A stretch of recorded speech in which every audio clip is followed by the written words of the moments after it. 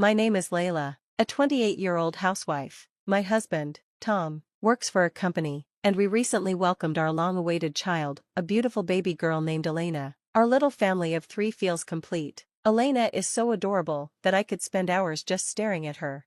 She looks just like you did when you were little, Layla, my mom often says. Seeing Elena brings back so many memories for her. Today, I invited my parents over to meet Elena for the first time. Tom, have your parents met her yet? I asked during breakfast. Tom hesitated before replying. No, they haven't. My parents aren't fond of children. They only had me because of societal expectations, and they made it clear they didn't want more kids. They're not interested in meeting Elena either. When I told them about her, they said not to bring her until she's an adult. Can you believe that? I was stunned. That's hard to imagine. I've met your parents a few times, and they didn't seem like the type. Is it really possible to dislike children so much that they wouldn't want to see their own grandchild? I'll send them a picture, Tom said, sighing. Maybe it'll change their minds. I'll keep trying to convince them to meet her. True to his word, Tom sent his parents a photo of Elena, but their response was lukewarm at best. As the months passed, Tom's efforts to persuade them continued, with little success. It's been almost 10 months since Elena was born, I said one evening. Have your parents changed their minds? Tom shook his head sadly. No, they're still against meeting her. I've tried everything, but they won't reconsider. I feel like a terrible dad for not being able to bring my parents around. I took his hand in mine. Tom, you're not a bad dad. Elena and I see how hard you're trying, and we love you for it. Right, Elena? I smiled at our baby, who was peacefully napping in her crib. Thanks, Layla, he said, his voice soft. I'll keep trying. While I admired Tom's persistence, I was growing tired of trying to cheer him up. If his parents didn't want to meet Elena, I was ready to accept it and move on. But I didn't have the heart to say that out loud, knowing how much it mattered to him. And what if Elena asked one day why she never met her grandparents? How could I explain their indifference to her? As Elena's first birthday approached, something unexpected happened, a phone call from my in-laws. Layla, it's been a while, Tom's mother began. Yes, it has. How are you? I replied cautiously. We're well. How is the baby? She asked. Her sudden interest in Elena caught me off guard. She's doing great, I said. Layla, did we do something to upset you? She asked hesitantly. No, not at all, I replied, confused. Other than not wanting to meet your granddaughter, everything has been fine. Then why haven't you let us meet her? She asked, her voice breaking. If it's hard for you to come here, we can come to you, or we can meet somewhere neutral, like a restaurant. Please, just let us see her, even if it's only once. I was shocked. You're saying, you want to meet her? Of course we do, she said, her voice trembling. Your father and I have been waiting to meet our first grandchild. We'll do whatever it takes to make it happen. Please, Layla. Her words left me speechless. Hadn't Tom told me they didn't want to meet Elena? I explained what Tom had said to me, and my mother-in-law sounded equally surprised. Just then, my mom, who was helping with Elena, overheard the conversation and suggested I hand her the phone. Hello, this is Layla's mom. It's been a while, she said warmly. As the two mothers began talking, Elena started crying. I held her close, my mind spinning with questions. Why had Tom told me they didn't want to meet Elena? And how would this revelation change things for our family? As Elena began to cry, I stepped away to comfort her. When I returned, it seemed like the moms, my mother and mother-in-law, had reached some sort of agreement. They told me they had come up with a plan but insisted I keep it a secret from Tom until everything was carried out. A few days later, on Tom's day off, my parents came over for a small family get-together. Elena just keeps getting cuter, doesn't she? My mom said, smiling as Elena babbled away. She's getting so good at talking too, my dad added. She's so smart, I agreed, holding Elena on my lap. It's hard to believe Tom's parents don't want to meet such an adorable granddaughter. They never liked kids to begin with, my mom replied, but Tom has been working really hard to change their minds. Good for him. Ever since I discovered that Tom had been lying to both me and my parents, I'd started doubting everything he said. It was frustrating, to say the least, but today, it was all going to come to light. The atmosphere seemed cheerful, but I could feel the tension bubbling under the surface. Everyone was nervous, waiting for the big moment. What are we waiting for? Tom asked, oblivious to what was about to happen. Just then, the doorbell rang. I opened the door to see Tom's parents standing there. Mom, Dad, what are you doing here? Tom stammered, his face turning pale. we're here to meet our granddaughter. Of course, his mother said firmly. Hurry and bring her out. But first, we need to wash our hands. Where's the bathroom? Tom looked flustered, clearly caught off guard. For almost a year, he had been lying to everyone, and now his deceit was about to unravel. I decided to play along. When did they change their minds? I asked innocently. They seem really eager to meet her now. Well, yeah, Tom muttered, avoiding eye contact. I've been talking to them, and I finally convinced them to meet her. Nice try, Tom, his mother said sharply, but we know the truth. No matter what excuses you come up with, we're meeting our granddaughter today. After washing their hands, Tom's parents approached me with warm smiles. They were playing their part perfectly, pretending they didn't know the full extent of Tom's deception. I never said you couldn't meet her, I said, feigning confusion. What's going on? Why the sudden visit? What are you talking about? His father interjected. We've been wanting to meet her for so long, isn't that right? At that moment, my parents walked in with Elena, who had been in the other room. There she is, my mother-in-law exclaimed, her eyes lighting up. Oh my goodness, what an adorable angel. Is this really our granddaughter?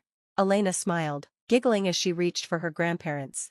She's such a sweetheart, I said, handing her to them. I'm glad you finally got to meet her. Now we can all talk.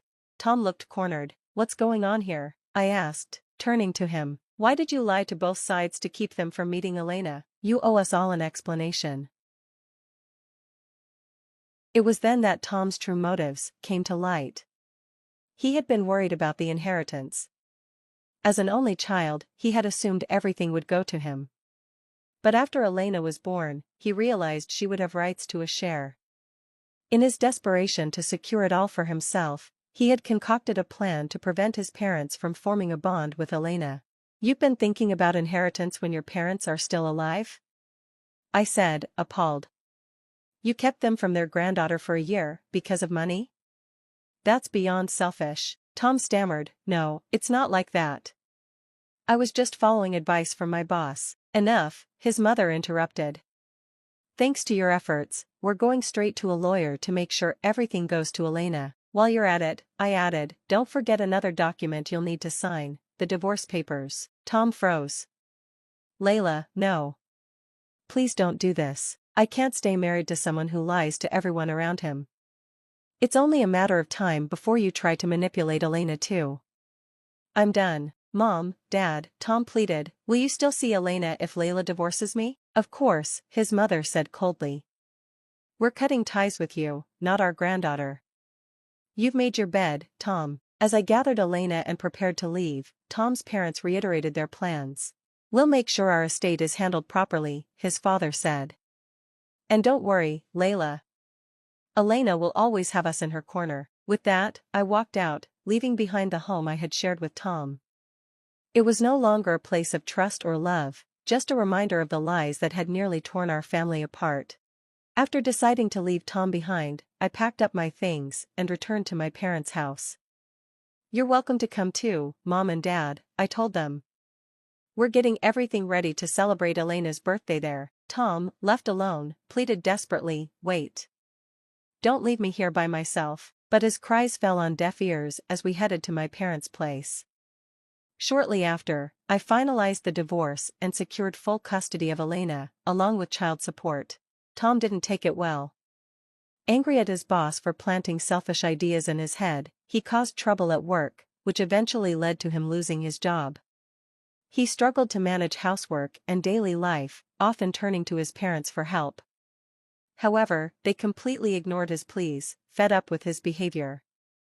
I've heard they're even planning to sell their home and move far away, ensuring Tom won't find them. Back at my parents' house, I've been raising Elena with their unwavering support. I managed to land a full-time job, and life has been looking up. Today is Elena's second birthday, and we're throwing a party to celebrate this precious milestone. As friends and family gathered, I stood up to make a toast. Thank you all for coming to celebrate with us today.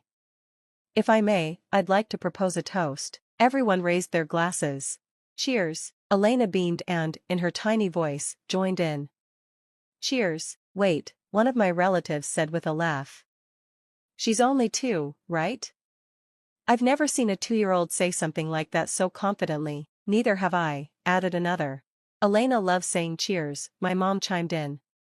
She practiced with Layla yesterday and did great. Surrounded by love, Elena is growing into a bright, happy little girl, a true treasure to everyone around her.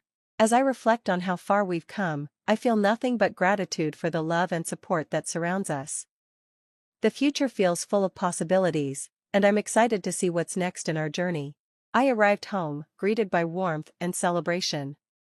Welcome back. Jel will be bringing her fiancé soon, my mom said. Jel is getting married? I said, still processing the news. It doesn't feel real. That day, my sister Jel came home to announce her engagement. I also decided to visit my parents, eager to share my own exciting news. Jel's getting married, and now I'm going to be a mom too. So many happy events. I exclaimed. It's been such a whirlwind, Jel said. By the way, I heard you left your new job. Was something wrong? It's a long story, I admitted. I didn't want to worry you, and I thought everything was resolved once I married Peter. Jel's fiancé, Josh, entered the room. Hi, I'm Josh, Jel's fiancé, he introduced himself. Nice to meet you, I said, smiling. Oh, you're Josh? You're younger than I expected. Don't be so nervous, everything's going to be fine. Despite my reassurances, Josh seemed uneasy. When's the wedding? I asked. Well, we haven't set a date yet, Jel replied. We need to coordinate it with your due date now that we know you're pregnant. Josh's face turned even paler. Oh, I didn't realize, he stammered. Congratulations. Something about Josh's nervous demeanor unsettled me. He reminded me of someone from my past, though I couldn't place it immediately. The wedding day. The day of Jel's wedding arrived, filled with joy for some and anxiety for me. As I got up to use the restroom, supporting my heavy belly, my phone rang. Hello? I answered. The voice on the other end sent chills down my spine. Have you forgotten the name of the man you betrayed? John hissed. You and your unborn child should just disappear, you con artist. Before I could respond, I felt a violent shove from behind. I barely managed to grab the handrail, avoiding a fall down the stairs. I spun around to see Jel's future mother-in-law glaring at me. You've trampled on Josh's feelings, and you won't get away with it, she shouted, lunging at me again. Stop. Peter, my husband, appeared and restrained her. As chaos erupted, John emerged from the shadows. So, you're still alive, he sneered. You think you can cover your tracks by marrying that thug and having his kid? I'll make sure neither of you survives. John picked up an ashtray and aimed it at me, but Peter swiftly disarmed him, pinning him to the ground. The wedding descended into turmoil. An emergency meeting was called, where John, his mother, Josh, and our families gathered in a tense room. I'm so sorry, Josh began, his voice trembling. But John slammed his fist on the table. Why are you apologizing? The one at fault here is her. He pointed at me, spouting delusional accusations. You promised to marry me, John ranted, but instead, you betrayed me and got pregnant by that thug. Peter calmly replied, enough. Your lies won't hold up. We have proof of your attempted murder. What proof? John scoffed. Jel stepped forward, holding a camera. Actually, we recorded everything. This footage shows your mother pushing Emma down the stairs. John and his mother went pale. We've already called the police, Peter added. Aftermath. John and his mother were arrested and later faced charges for attempted murder. Josh, who had been manipulated by his family for years, cut ties with them. He later visited us, tearfully apologizing for their actions. Meanwhile, Jel and I moved forward with our lives. I gave birth to a healthy baby girl, and Jel remained optimistic about her future. Though the ordeal left scars, our family grew stronger, united by love and resilience.